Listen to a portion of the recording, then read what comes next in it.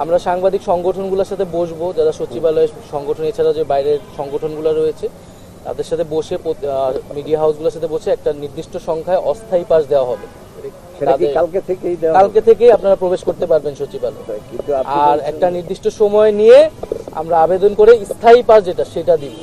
এখনকার যে স্থায়ী পাস আছে সব বাতিল হয়ে যাবে? হ্যাঁ জি, আমরা স্থায়ী দুই রকমের, একটা স্থায়ী আর একটা হলো অস্থায়ী, তো দুটো নিয়েই আপনাদের সিদ্ধান্ত?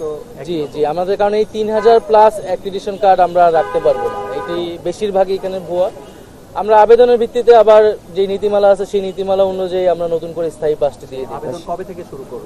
আমরা এটা কাল পরশু থেকে এটা শুরু করব, আর কালকে থেকে অস্থায়ী পাসটা আমরা যারা এই অভ্যুত্থানে অংশগ্রহণ করেছি, আন্দোলন করেছি, তাদের পক্ষ থেকে একটা